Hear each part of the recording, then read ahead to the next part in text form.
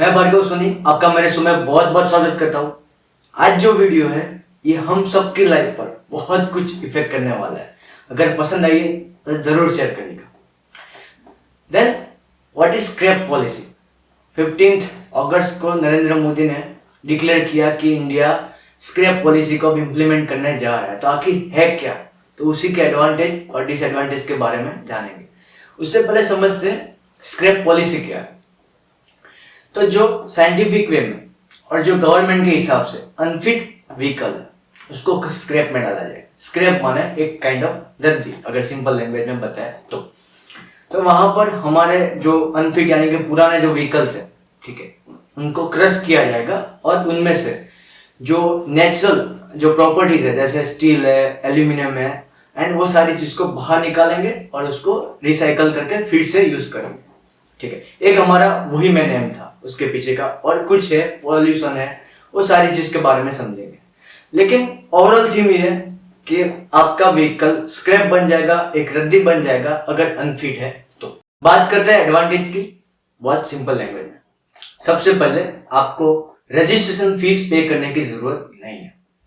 वो क्या है, अगर आपने अपना व्हीकल स्क्रैप पॉलिसी के तहत दे दिया तो फिर आप जब दूसरी बार अपना नया व्हीकल जब परचेस करने जाओगे तो आपको रजिस्ट्रेशन फीस पे करने की कोई जरूरत नहीं है। वो कितनी है, अगर गुजरात की बात करूं तो 4000 से 6000 के बीच में, और हर एक स्टेट में एवरेज कुछ इसी का अराउंड है 6000 टू 7000।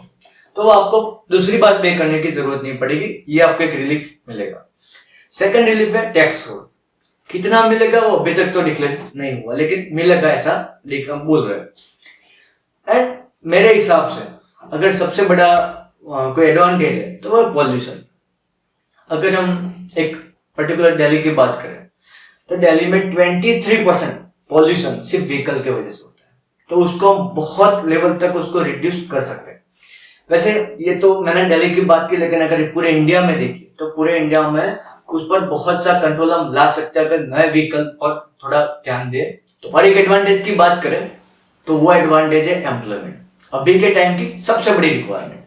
तो गवर्नमेंट चाहती है कि स्क्रैप सेंटर खोले, वहां पर फिट व्हीकल कौन से, अनफिट व्हीकल कौन से, उनका साइंटिफिक वे में उसको एक स्क्रूटनी किया जाएगा। उसके तहत फिर आपको सर्टिफिकेट इश्यू होगा।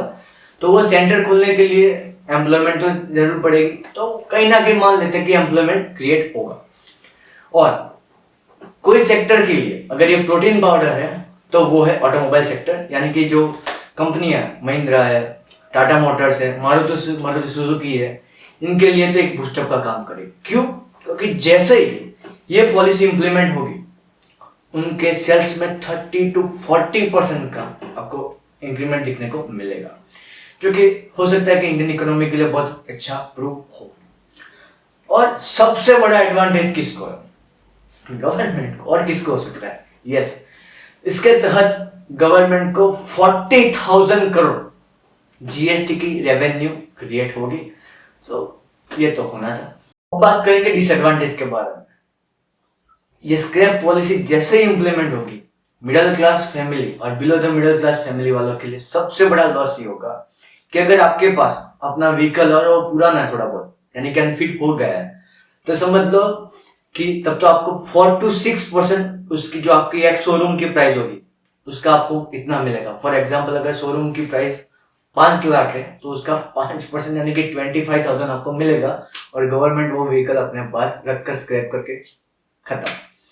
और जो रीसेल वैल्यू है, जो नॉर्मल अगर 4 से 5 साल आपका व्हीकल पुराना हुआ है, ठीक है, तो जो रीसेल वैल्यू है उसमें 30 to 40% डिक्रीज हो जाएगा उसका वैल्यू। क्यों, कैसे, तो देखते हैं। मान लो कि अगर आपकी परचेस वैल्यू थी 8 लाख रुपीज, ठीक है, और कुछ सालों के बाद उसका रीसेल वैल्यू अभी के टाइम के हिसाब से कंसीडर करें तो 3 लाख आ रहा है। लेकिन जैसे ही पॉलिसी इंप्लीमेंट हो गई उसका रीसेल वैल्यू 1.5 लाख से 1.25 लाख के बीच में हो जाएगा। तो समझ लो कि ये तो मिडिल क्लास और बिलो मिडिल क्लास फैमिली के लिए तो बहुत बड़ा सिक्स है, ठीक है। एंड आगे बात करें, दूसरा अगर एक कंसीडर करने जाए तो आप समझो कि जब आप दूसरी बार व्हीकल परचेस करने जाते हो तब आपको जीएसटी और सारे टैक्सेस मिलाकर 21% से लेकर 50% तक आपको जीएसटी पे करना है। उसमें कुछ भी रिलीफ नहीं मिलेगा। आप एक्टिवा परचेस करो, टू व्हीलर परचेस करो, तो आप जानते हो कि अगर 50,000 का आप 50,000 का अगर एक्टिवा परचेस करते हो ना, तो उसमें 25,000 तो फर्दर टैक्सेस लगाए जाते हैं, इंश्योरेंस वो सब मिलाकर।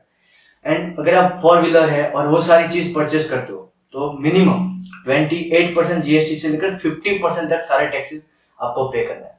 इसका मतलब ये है कि अगर मान लो कि बेसिक अगर आपने 1 लाख का कोई व्हीकल परचेस किया है, तो उसमें सिर्फ 50,000 तो आप टैक्स पे करोगे।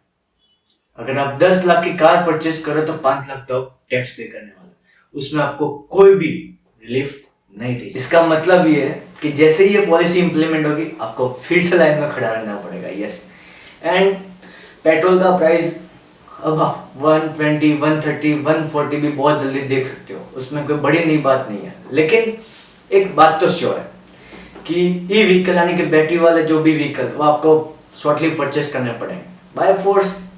यस, बाय चॉइस तो नहीं बोल सकते, लेकिन बाय फोर्स जरूर। तो मान लो कि चलो ये पॉलिसी इंप्लीमेंट हो गई, सब कुछ होगा, लेकिन अगर हम उसकी वजह से अगर एक्सीडेंट के जो केसेस है उसको कंट्रोल कर सके एंड पॉल्यूशन को अगर कंट्रोल कर सके, तो कहीं ना कहीं चलो ये अच्छी बात है। Thank you.